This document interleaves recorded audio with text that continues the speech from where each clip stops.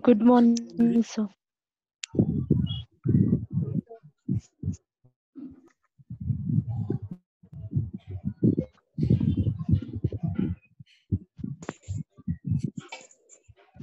All of you put the attendance in chat box. Okay, Chat box. sir. Okay, sir.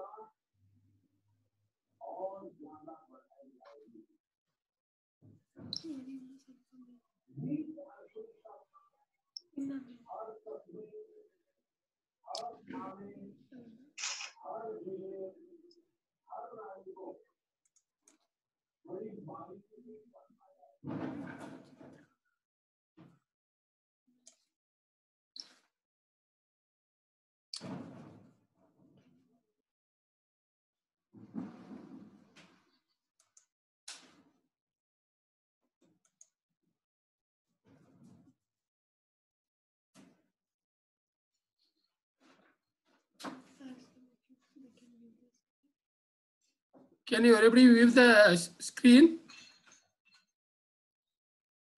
Hello? Yes, sir. Screen ಕಾಣಿಸ್ತಾ ಇದೆ ಅಲ್ವಾ? Yes, sir. Okay, okay. Let me start the Sir, ಕಾಣಿಸ್ತಾ ಇದೆ. Sir, ಕಾಣಿಸ್ತಿದೆ. Yes, sir. Let us start the class.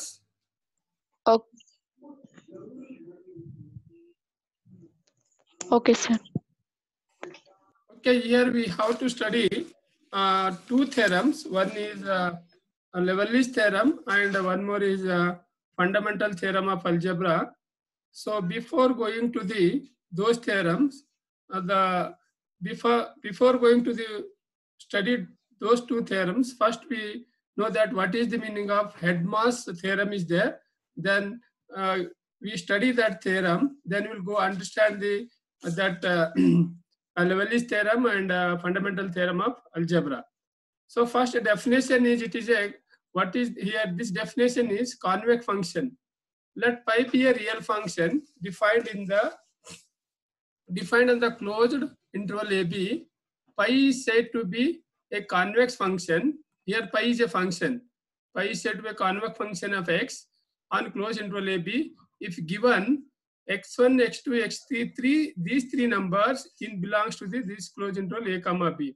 Then we can write in the equality, then A is less than or equal to x1, x1 is less than or equal to x2, is less than or equal to x3, and x3 is less than or equal to B. Then we write the this in the matrix form, as you know that in the starting what we have studied in the MSc second sem, we write in the determinant matrix like this: pi of x1 x1 1, and first row, second row, third row, that is less than or equal to 0 holds. What is the geometrical? It means nothing but here pi of x2. Here, before this equation, you go to this diagram here. Below diagram is there. Then you understand easily. Look here, we have, it is in the xy plane. We have a 3 points A, C, B, and we have a 3 functions, pi of x1, pi of x2, pi of x3. Now, here, how we can find the slope of the AC and CB means here, we can come later on. Then we go to up. The geometrical, it means that pi of x2, x3 minus x1, like here, pi of x2 into x3 minus x1, pi of x2, x3 minus x1, like this, pi of x1 minus x3 must be less than or equal to pi of x3, x2 minus x1 plus pi of x1 minus x2 plus pi of x1 times of x2 minus x3 plus pi of x2 times of x3 minus x1 plus pi of x1 minus x2 is equals to 0. Now see the diagram here. This is our closed interval A and B. In closed interval A and B, what we wrote in the equalities here, this equality we have come here in this real line system. So how we can find the slope of AC is always less than or equal to slope of BC, slope of AB. Slope of AB. Look the diagram. Slope of AC means this one. Then slope of AB means this one. So then the slope of AC is formalized like this: pi of x2 minus pi of x1 divided by x2 minus x1. Okay. Let me tell what is the slope of AB. Anyone? Hello. Yes, sir. You can find the slope of AB. Slope of Pi of x3 minus pi of x1 divided by x3 minus x4. not x4, that is, you write down x1. That is x1, no, sir. That is x1. Actually, I wrote actually x4. Not it is x4. It is x1. It is pi of x3 minus pi of x1 divided by x3 minus x1, like this. Pi of x3 minus pi of x1 divided by x3 minus x1. Not 4. That is, make correct that. Okay. Now next here, this one. As you know that this determinant here, pi of x1 1, pi of x2 1, pi of x3 less than or equal to 0. In the view of the above differentiation, the Head-Mass theorem can be stated as follows. In the view of the above definition, this is the definition. This is the definition of which? Convex function. This is the definition of the convex function. Using that convex function, here we can write the Head-Mass theorem statement like this. Let f of z be analytic in a region D containing the annulus R1 is much less than or equal to modulus of z is less than or equal to R2, and if R1 is less than R2, R1 is less than R and R is less than R2, then log of MR is a convex function of log of R. Here pi of x is a convex function in terms of x. Now we are in the Head-Mass theorem, that is log of MR. This is log of MR is a convex function in terms of log R. So proof of this, here the proof he wrote here directly when it is, I think it is in the third or fourth unit, this Head-Mass theorem. There we can study. Here we are directly going to the Head-Mass theorem. We have already proved the Head-Mass theorem.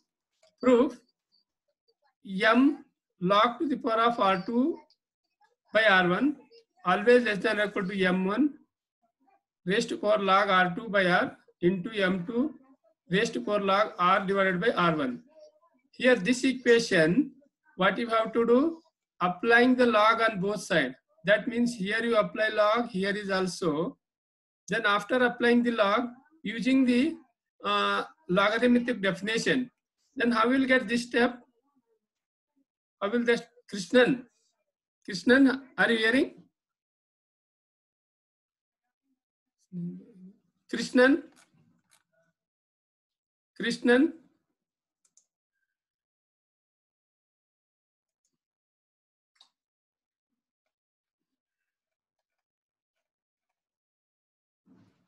Krishnan, are you hearing? Hello? Hello? Krishna ಇಲ್ಲ sir. ಇಲ್ವಾ ಇವತ್ತು? ಇಲ್ಲ sir. Okay. Yashoda is there? Yashoda is today's present. Okay, Yashoda? Yes, sir. Next year I told no, applying the log on both sides. Yes, sir. Then tell me how we'll get it this step, log R2 minus log R1 in terms of log M, that is less than or equal to this step. By formula, sir. Which formula? How? Log A bar B, sir. Log A bar B. Here we applying, see this. B log B. Here we applying log here and here. Then how will get this one, log of R2 by R1 into log M. It is in the form of like this, logarithm of m to the power of n. That is written as n log m. Okay? M. Yashoda. Yes, Which sir. form it is? Yes, sir. That is logarithm of m to the power of n. Any base it is. E or logarithm to the base 10. Then n log m. That we have written here. Again it is log by m by n form. That is log m by form you written as log m minus log n. This log m is here only. The same thing here is also did same like this only here. And this term also. Here m into m is there in there. Okay. Next one. So we can using the logarithmic applications, we can write this term and both the term in terms of, again applying the log, it is log, it is also log, you will get plus sign. That is, again simplify it, then log R2 minus log R1 in terms of log M, and here all these terms, the equality less than or equal to, these two terms take the left hand side, then you will get log R. Look here, sign is changing here. Actually in the up step, log R2 minus log R is there. Here log R minus log R2 in terms of log M, log R1 minus log R, log of M2 less than or equal to M. Now as we know that in the convex function, we can write in the determinant form like this. Log MR1, log R1 1, log MR. Here we have definition, what you write here, pi of x1 x1 1, pi of x2 x2 1, pi of x3 x1. x1 is less than or equal to x2, x2 is less than or equal to x3. Here is also, that is log of MR1, log of R1 less than or equal to R is less than or equal to R2. So look at by the definition of the convex function, this equation we can write the determinant form like this, log MR1, log R1 1, log MR, log R1, log MR2, log R2, that is less than or equal to 0. Log MR is a convex function of log R. This is the log MR is a convex function of log R. Now this is the actually, after the Headmass theorem, then we learn the convex function. Then one corollary is there. If f is a non-constant entire function, then log m r comma f is a constant function of log R on the interval 0 to infinity, open interval. Then Headmass 3 circles theorem. This is also in not my syllabus. Ma'am will taught this one. Then after this we come to the Leibniz theorem. Come to the Leibniz theorem.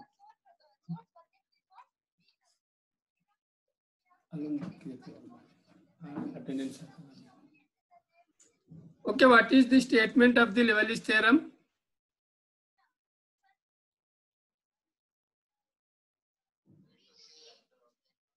if f of z is analytic in Yeah, the whole complex plane and f Hmm. of z is bounded, then f of z is a constant. What is the meaning of analytic? It should satisfy the condition of Which dou u by dou x equals to dou v by dou y and dou u by dou y equals to minus dou v by dou x. Those conditions are known as CR equations. Is right? Hello? Yes, Okay. sir. And the same statement we can put another form like this. A bounded entire function is a constant. A bounded entire function is a constant. Then the proof is like this. If f of z is analytic in the whole complex plane C and f of z is a bounded in C. Bounded nothing but what? Bounded nothing but what? Should have upper bound and lower bound. Not like that. Bounded nothing but both are included, upper bound and lower bound. Here f of z is analytic in the whole complex number C and f of z is a bounded in C.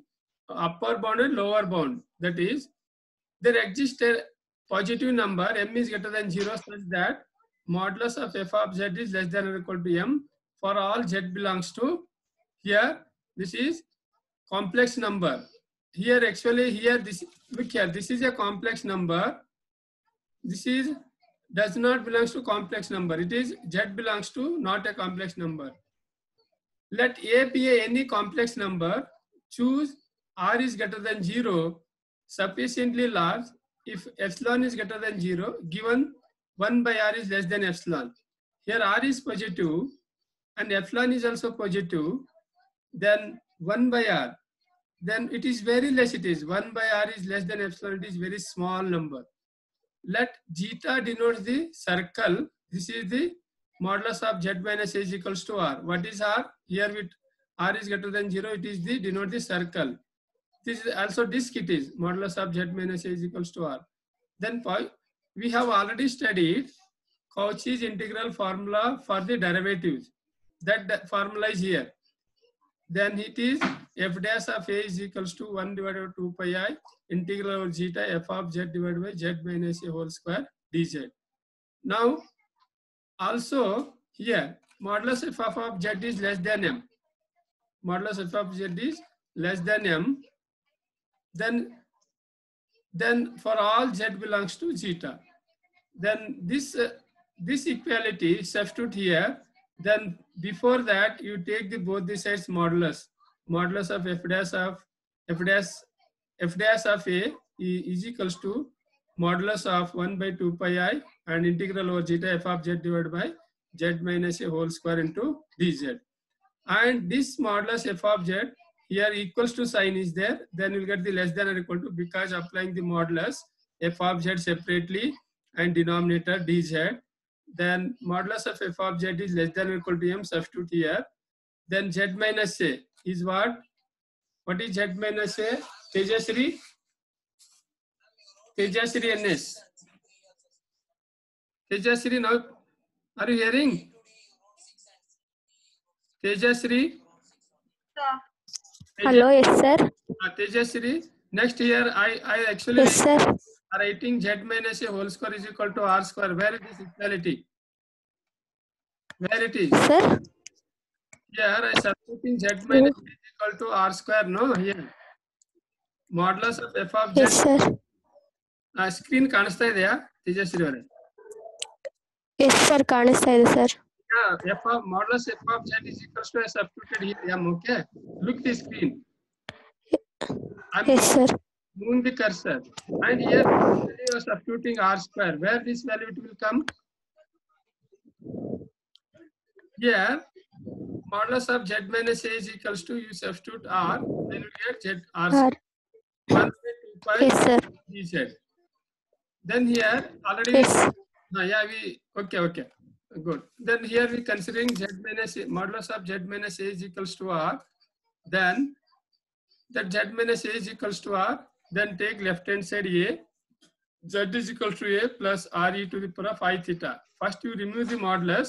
R e to the power of I theta will get it. then z is equals to a plus r e to the power of I theta.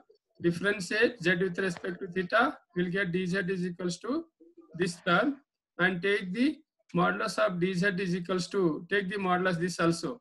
Then we know that very well, modulus of I, modulus of e to the power of I theta total, it is 1, is right.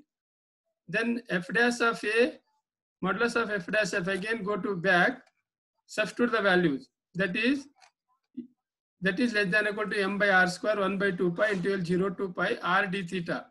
Then what is here? Modulus of dz is here only r d theta. R is already, we consider it is a positive number. Then take outside the integral. Then we will get integral 0 to pi 1 d theta only. Differentiation of 1 with respect to, sorry, integration with respect to theta is theta. Then substitute the upper limit 2 pi. Then we will get f modulus of f dash of a less than or equal to m by r square into 1 by 2 pi into r, and this integral value is pi, 2 pi get cancelled. That is modulus f dash of a is less than or equal to m by r. That is m by r is less than epsilon. How will get it this one? M by r is less than epsilon.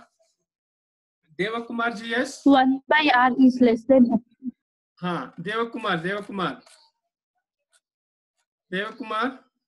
is present.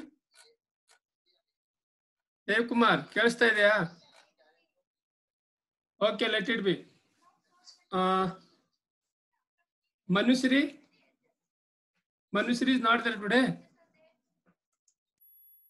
No, sir. Sir, they left the college, Is not sir. here, sir. Okay.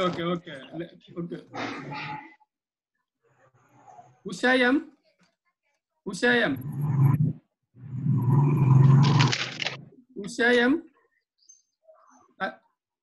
Can you hear me? Sir. Yes, sir. Yes, sir. Yes, sir. Tell me here what I substituting Yes, now. sir. That is, here m by r is there, no? Modulus of f dash of is less than m by r, that is less than epsilon. I writing this one. How we can write this step? M by r. On what basis? And what assumption? Go back and see me tell.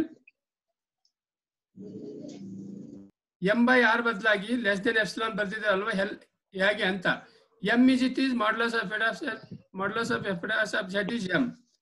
Then here Usha avare, Yes, sir. 1 by r is less than epsilon, sir. ಎಲ್ಲಿದೆ ಅಂದ್ರೆ ಅಲ್ಲಿ ನಿಮ್ starting ದಲ್ಲಿ ಹೇಳಿದೀವಿ ನೋಡಿ, ಎಲ್ಲಂದ್ರೆ ಇದು zero given then 1 by r is less than epsilon ಅಂತ, ಅದು m ಹಾಗೆ Less than epsilon. Yes, less sir. than epsilon ಅದನ್ನ ಹೇಳ್ಬೇಕು. Then m 1 by r is less than epsilon. M is it is very less quantity, but epsilon is a arbitrarily small quantity. This epsilon is a very small and it is a arbitrary. Then what is the meaning of arbitrary? What is the meaning of arbitrary? Sandhya? It is changing. Changing. For every Value is epsilon, changing. there will be a changing, sir. For any numbers, sir. Yeah. It is continuously changing. It is not a constant. Is right. So Constant. Yes, sir. it is not a constant. It is continuously changing. It is very small. And here we know that m is, it is a very small quantity. 1 by r is also very small quantity. All are constant, no? Then that is less than epsilon. Epsilon is very small quantity. Then remove the modulus. Then we will get f dash of a is equals to 0. But a is any point in a complex set. Then f dash of z is equals to 0. Then for all z belongs to, then look here, it is not a complex number. ಇಲ್ಲಿ ಕಾಣಿಸ್ತಾ ಇದೆ, ಇದು ಈ symbol ಇದೆ ಅಲ್ವಾ? Hello Kavyashree, ಇದು symbol ಇದೆ, but A is any point in, it is not A complex number. ಇದು ಸಿ ಗೆ ಇದು ಕ್ಯಾನ್ಸಲ್ ಮಾಡಿದೀವಿ ಇಲ್ಲಿ. Here Kavyashree. Okay. F dash of z is equal to 0 for all z is not like a complex number. This one, not a complex number. Then this implies that f of z is a constant function. Now this is the Leibniz theorem. By using the convex function, we can. Not a complex number, sir. It is not a ಇಲ್ಲಿ complex number. It is starting the line proof first statement ಬರ್ದಿದ್ದೀನಿ ನೋಡ್ರಿ. F of z is analytic in whole complex number C and f of z is a bounded in C. But ಇಲ್ಲಿ ನೋಡಿ second statement, there exists m is greater than or equal to z such that modulus of f of z is less than or equal to m. ಇಲ್ಲಿ ನೋಡಿ for all z belongs to C. ಇದು C ಅಲ್ಲ ಇದು. It is not a complex number. ಇದು complex number. Complex number, this one it is not a complex number. Okay, next goes to one more theorem. ಎಲ್ಲರೂ ನೀವು ಇದರಲ್ಲೇ ಇರಿ, ನಾನು ಕೇಳಿದವರಿಗೆ answer ಮಾಡಿ. You can. Next goes to the fundamental theorem of algebra. Before going to the fundamental theorem of algebra, let me note that what is the meaning of then root of the equation. What is the root of the equation? A complex number z0 is said to be a zero of an analytic function f of z if f dash of z is equal to 0. Look here, a complex number z0 is said to be a zero of an analytic function if f of z0 is equal to 0. We also say that z0 is a root of the equation f of z is equals to 0. Root of the equation. Then the statement Bhavani.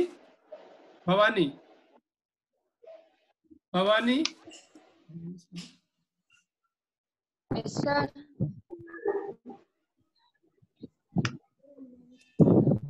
Bhavani,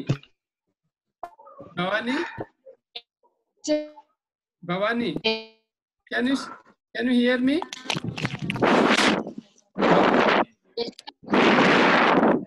Bhavani, statement was it? Bhavani, If every polynomial, disturbance.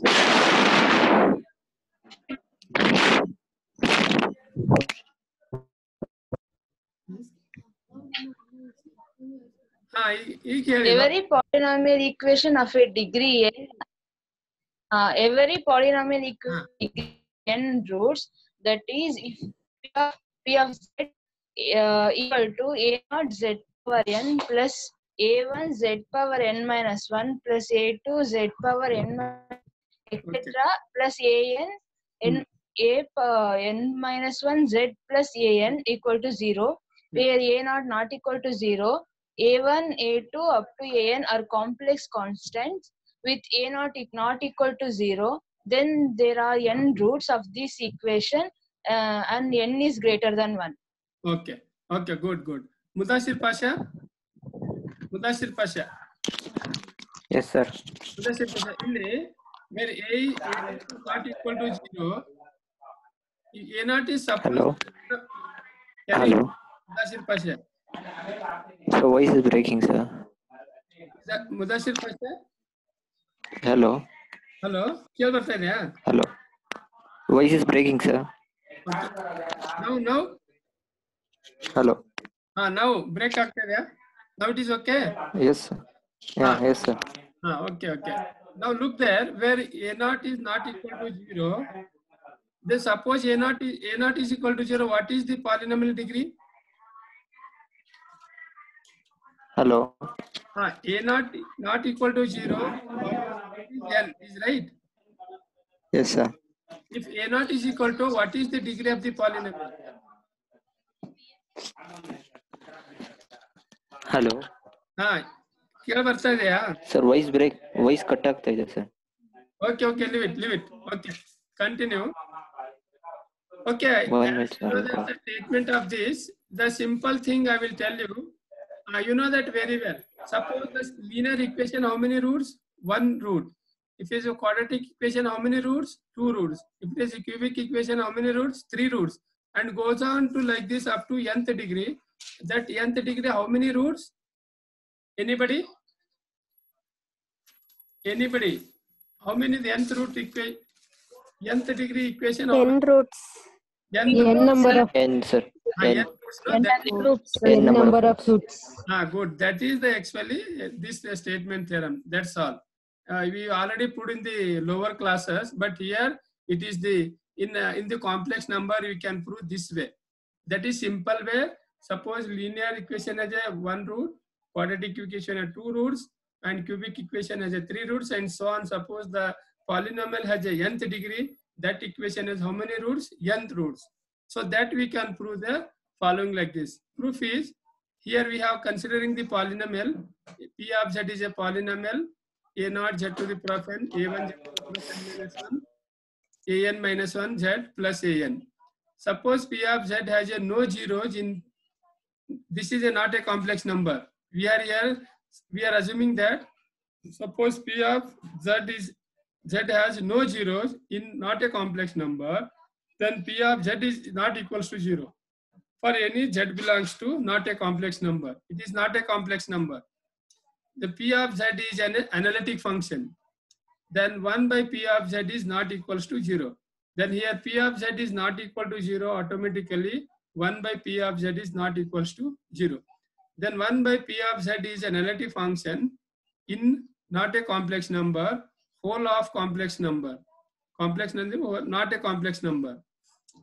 Then here 1 by P of Z is less, tends to 0 as Z tends to infinity. Nothing but here goes to here, this one.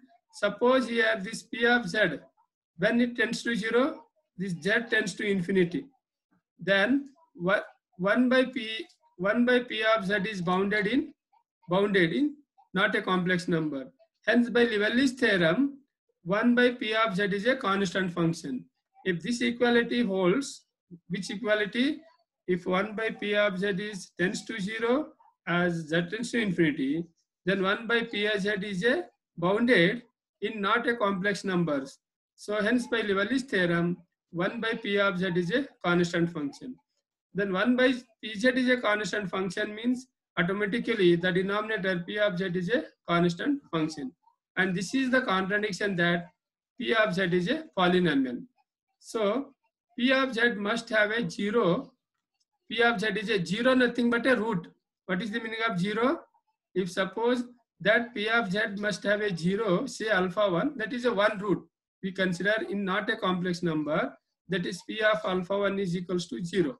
That alpha 1 is the root. Root are 0th of the equation. Then therefore Z minus alpha 1 is a factor of P of Z. This Z minus alpha 1, here alpha 1 is the root of 0 of the P of Z. P of Z is a polynomial of the n degree n. Then Z minus alpha 1 is a factor of P of Z. Let P of Z is equals to Z minus of alpha 1 P of Z, where P1 Z is a polynomial of degree n minus 1.